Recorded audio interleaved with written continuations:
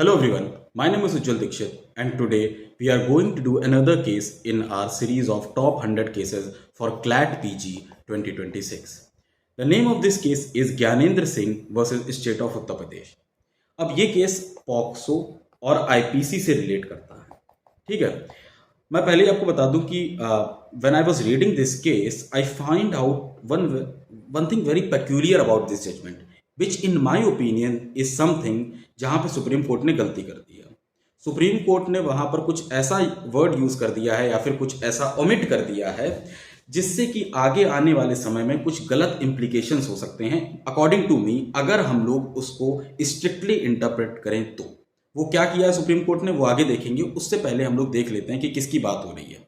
देखो, आपको पता होगा कि एक मैगजिम होती है, you can find out the maxim. Rule होता है जनरल कि अगर कोई एक जनरल लॉ है, ठीक है, और एक स्पेशल लॉ बनाया जाता है। जैसे जनरल लॉ क्या होता है कि हम लोगों के यहाँ आईपीसी या फिर हम बीएनएस को मान लें, जो अब हो गई है, ये जनरल लॉ है, सबकी बात करता है। लेकिन स्पेशल लॉ क्या होता है जब किसी एक स्पेसिफिक सब्जेक्ट बनाया जाता है, जैसे पॉक्सो हो गया कि सेक्सुअल ऑफेंस जो चिल्ड्रन के खिलाफ हो रहे हैं उस पर बना दिया गया ये। अब रूल क्या होता है कि हमेशा स्पेशल लॉ जो है वो जनरल लॉ पर प्रिवेल करता है। अगर जनरल लॉ में दे रखा है 5 साल पनिशमेंट और स्पेशल लॉ में दे रखी है 10 साल, तो स्पेशल लॉ प्रिवेल करेगा। ठीक है, ऐसी बातें हैं। इस बात को पॉक्सो एक्ट में एक्सप्रेसली लिख दिया गया है अलग तरीके से। कौन से 2 सेक्शंस हैं? अच्छा, पहले मैं आपको ये बता दूं कि ये मैं इसलिए आपको सेक्शंस पहले पढ़ाने लग रहा हूं क्योंकि केस इसी से डील करता है। एक बार मैंने आपको सेक्शंस बता दिए, एक बार मैंने बता दिया कि कंट्रोवर्सी क्या थी सेक्शन के रिगार्डिंग। आप इस केस को अपने आप सॉल्व कर लेंगे, तो उस पर हम लोग आएंगे। पहले हम लोग देखते हैं कि सेक्शन क्या है।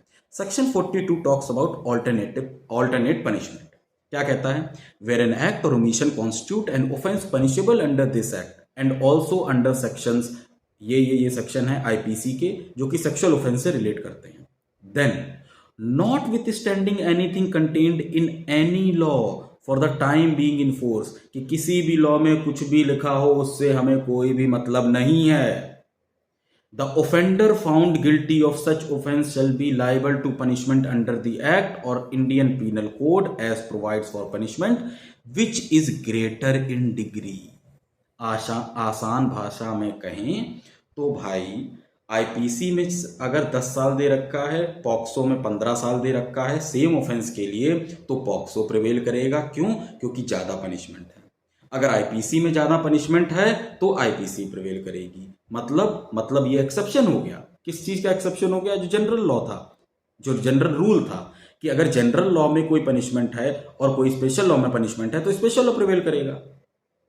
लेकिन अब क्या हो गया है कि जिसमें ज्यादा होगी, फॉर एग्जाम्पल मान लो हो सकता था कि जनरल लॉ में 10 साल पनिशमेंट थी, स्पेशल लॉ में 5 साल पनिशमेंट थी, तो जो रूल था उसके हिसाब से तो स्पेशल लॉ प्रिवेल करना चाहिए, तो 5 साल मिलता उनको। ठीक है, लेकिन नहीं, 42 ने क्या कर दिया? 42 ने कहा है कि जिसमें ज्यादा पनिशमेंट है वो प्रिवेल करेगा। चलो, यहां तक मैं समझ गया कि 42 जो है वो पनिशमेंट की बात करता था। अब 42A पे आ जाते हैं। 42A क्या कहता है? वो कहता है कि the provision of this act shall be in addition to and not in derogation of the provision of any other law। यहां पर रुक जाते हैं। इसका मतलब समझ में आ रहा है कि in addition to and not in derogation of the provision. ये केस रेप से रिलेट करता है, सेक्सुअल ऑफेंस से रिलेट करता है, तो मैं उसी का एग्जांपल दूंगा। आप जब सेक्शन 375 में जाते हैं तो आपने एक बहुत ही मैं तो कहूँगा पेक्यूलियर चीज देखी होगी कि they have used every word, vagina and और भी जो भी उनका सेक्सुअल पार्ट्स होते हैं for women, they have used, but they have omitted one word and that is breast. उन्होंने ब्रेस्ट के बारे में बात ही नहीं की है। लेकिन जब आप पॉक्सो में आते हैं, तो सेक्सुअल असॉल्ट की जो डेफिनेशन है उसमें ब्रेस्ट भी इंक्लूड कर दिया गया है। मैं आपको दिखा देता हूं, मैंने अभी पढ़ रहा था तो मैंने ये चीज देखी। POCSO act, let us go to POCSO act if law permits. चलो, जब तक ये खुल रहा है तब तक मैं आपको बता देता हूं। देखो, आप खुद देख लेंगे जाके, सेक्सुअल असॉल्ट में उन्होंने ब्रेस्ट को भी इंक्लूड किया है। अब जब उन्होंने ब्रेस्ट को इंक्लूड किया है तो अब अगर हम इसको पढ़ते हैं कि but in addition to and not in derogation of the provision, इसका मतलब क्या है कि मान लो यहाँ पे वजाइना वर्ड इन्होंने यूज किया था लेकिन ब्रेस्ट वर्ड यूज नहीं किया था, और यहाँ पे ब्रेस्ट वर्ड यूज कर लिया है और वजाइना वर्ड यूज नहीं किया है। मैं हाइपोथेटिकली ले रहा हूँ आपको ये वर्ड समझाने के लिए। तो इसका मतलब क्या होगा कि पॉक्सो एक्ट हमेशा एडिशन होगा, डेरोगेशन नहीं होगा। मतलब कि ये ब्रेस्ट को इस चीज में ऐड तो कर देगा, लेकिन वजाइना क्योंकि यहाँ नहीं इंक्लूड किया गया, यहाँ इंक्लूड किया गया है तो इसको कम नहीं करेगा। मतलब कि दोनों का जब हम लोग इकट्ठा पढ़ेंगे तो वजाइना और ब्रेस्ट दोनों इंक्लूड होंगे। ये मतलब होता है in addition to and not in derogation of the provision of any other law. इसका मतलब होता है कि हो सकता है जो जनरल लॉ था उसमें कुछ चीजें थी जो हम इसमें नहीं इंक्लूड किए हैं और इसमें कुछ एक्स्ट्रा चीजें इंक्लूड कर दिए हैं। तो जब मैंने ये लाइन लिख दी तो इसका मतलब ये हो गया कि जो जनरल लॉ में चीजें थी वो तो रहेंगी ही रहेंगी, एक्स्ट्रा वाली और ऐड हो जाएंगी। ये होता है इस वर्ड का मतलब। तब तक मैं देख लूं कि मेरा वो खुला है कि नहीं खुला है, जजमेंट खुला है कि नहीं खुला है। Damn, there is a big problem. चलो कोई नहीं, मैं जजमेंट को यहाँ पे ले आऊँगा। ठीक है, चलिए ठीक है। तो इतना तो हम लोग को समझ में आ गया। Now we are moving to the next thing. वो क्या होगा कि इसके आगे पढ़ते हैं। In case of any inconsistency the provision of this act shall have overriding effect on the provision of any such law to the extent of the inconsistency. उन्होंने कहा कि अगर कोई इनकंसिस्टेंसी है, कहीं पे मान लीजिए कि किसी चीज को ऑफेंस नहीं बनाया गया है, यहां पे मैं बना रहा हूं, तो ये एक्ट प्रिवेल करेगा। क्या बात कही? जो जनरल रूल होता है वो इन्होंने यहां पे कह दिया कि अगर जनरल लॉ में कोई चीज दे रखी है जो स्पेशल लॉ में हमने नहीं दी है, या फिर जनरल लॉ में जो नहीं दे रखी थी हमने स्पेशल लॉ में दी है, तो स्पेशल लॉ प्रिवेल करेगा। ठीक है, यहां तक तो हमें समझ में आ गया, आई होप आ गया हो। क्या आया कि सेक्शन 42 जो है ये जो है पनिशमेंट की बात करता है, कहता है कि जहां भी पनिशमेंट ज्यादा होगी वहां पनिश किया जाएगा। कॉमन सेंस है कि आईपीसी में चाहे पनिशमेंट ज्यादा हो चाहे पॉक्सो में ज्यादा हो, वहां पे पनिश किया जाएगा जहां पे ज्यादा पनिशमेंट है। 42A क्या कहता है? वो ये कहता है कि अगर कोई भी इनकंसिस्टेंसी है आईपीसी और पॉक्सो में तो पॉक्सो प्रिवेल करेगा। जो रूल होता है कि special law prevails over general law, वो 42A कहता है। अब बात क्या इस केस में आ गई? बात ये आ गई इस केस में, अगर हम लोग जब जाएंगे कि जो ऑफेंस था वो दोनों जगह पनिशेबल था। एग्रीवेटेड रेप जो था 376(2) और सेक्शन 3 और 4 पॉक्सो एक्ट दोनों जगह था। लेकिन इत्तेफाक ये देखिए कि पॉक्सो एक्ट में कम सजा थी, इसमें सिर्फ लाइफ इंप्रिजनमेंट थी, और आईपीसी में life imprisonment till the for the remainder of natural life थी। तो मतलब जो जनरल लॉ था उसमें पनिशमेंट ज्यादा थी और जो स्पेशल लॉ था उसमें पनिशमेंट कम थी। तो इसका मतलब इस पे कौन सा एक्ट लगे, तो इसमें कौन सा सेक्शन लगेगा? इस पे लगेगा सेक्शन 42, जो कहता है कि जहां ज्यादा पनिशमेंट हो वहां दे दो। बात यहीं पे खत्म हो जाती, बात यहीं पे खत्म हो जाती। लेकिन हम लोग ठहरे वकील, भाई कहीं से तो आर्गुमेंट लाना है हमको।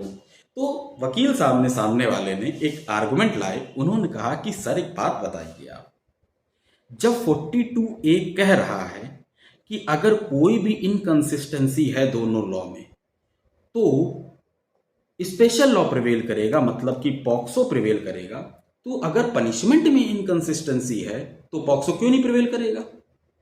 इस पर सुप्रीम कोर्ट ने जो जवाब दिया, वो जवाब ने रिजल्ट तो सही लाया लेकिन सुप्रीम कोर्ट का जवाब गलत था।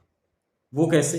अब इसके लिए हमें जाना पड़ेगा, इंपोर्ट करनी पड़ेगी फाइल। मुझे लगा कि मैं ऐसे ही आपको पढ़ा दूंगा, लेकिन फाइल इंपोर्ट करते हैं हम सुप्रीम कोर्ट का जजमेंट। मैं पूरा ये जजमेंट पढ़ रहा था, फिर मैं पहुंचा पैरा नंबर 22 पे। पैरा नंबर 22 पे जो मैंने पढ़ा उससे मेरी आंखें खुल गई।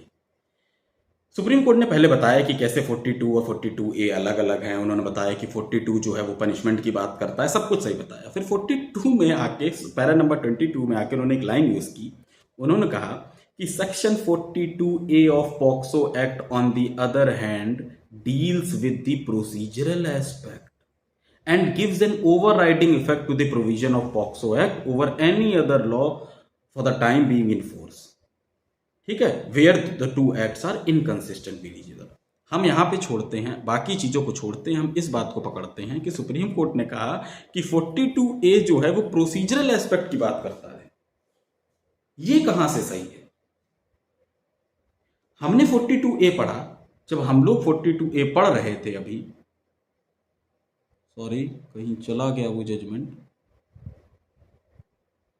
आज बहुत दिक्कत आ रही है मुझे, may be because it's 1 in the night, so I am not very,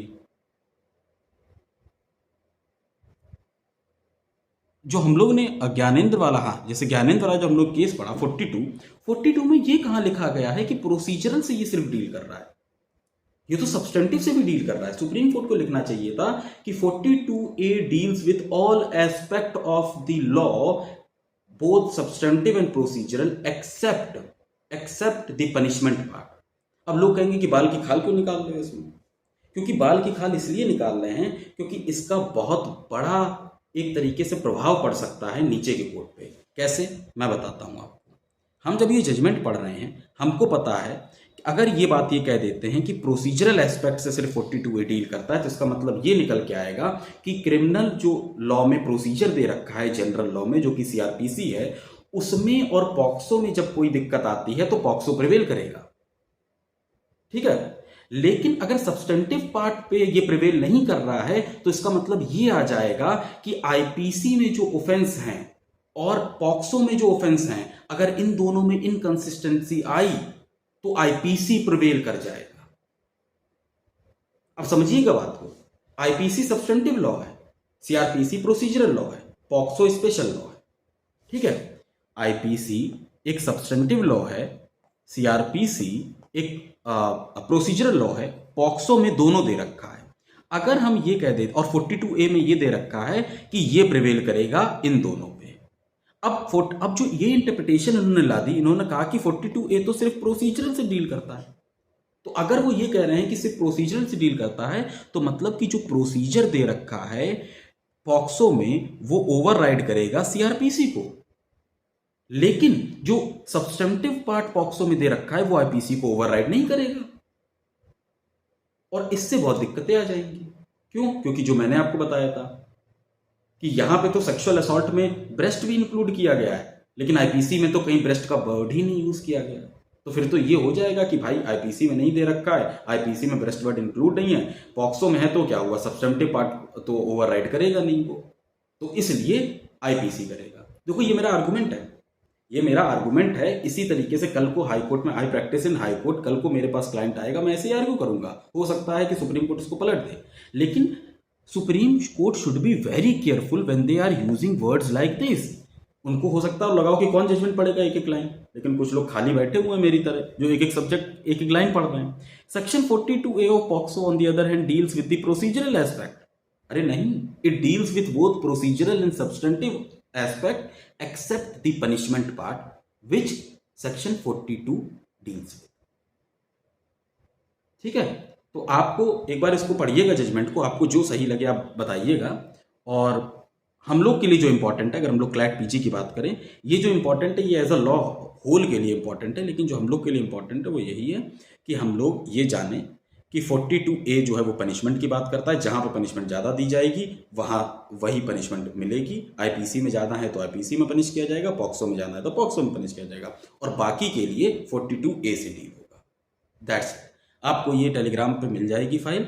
कुछ नहीं इसमें हुआ था, इसमें यही बात थी कि एग्रीवेटेड रेप जो था वो IPC में पनिशमेंट ज़्यादा थी, पॉक्सो में पनिशमेंट उसकी कम थी।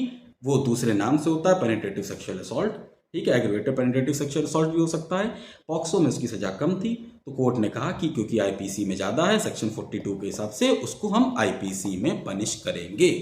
That's it. लेकिन जो सुप्रीम कोर्ट ने पैरा 22 में लाइन यूज की, that is not the right way to write a judgment in my opinion. I am saying this in good faith, क्योंकि वहां से एम्बिग्विटी आ जा रही है, वहां से प्रॉब्लम आ जा रही है। इफ यू आर राइटिंग कि ये प्रोसीजर से डील करता है, that means if you are including something you are excluding the other things. If you are including something expressly, that means you are excluding the other thing. नहीं तो आप ये लिख सकते थे कि it deals with everything except the punishment part. अब आपने लिख दिया प्रोसीजरल पार्ट, तो जितना भी सब्सटेंटिव है उस पर तो आईपीसी प्रिवेल कर जाएगा, and which is not the intention of the legislature. तो आपका क्या ओपिनियन है ये बताइएगा। केस हम लोग का कंप्लीट हो गया है। थैंक यू, बहुत ही जल्द मिलते हैं नेक्स्ट वीडियो में। Thank you.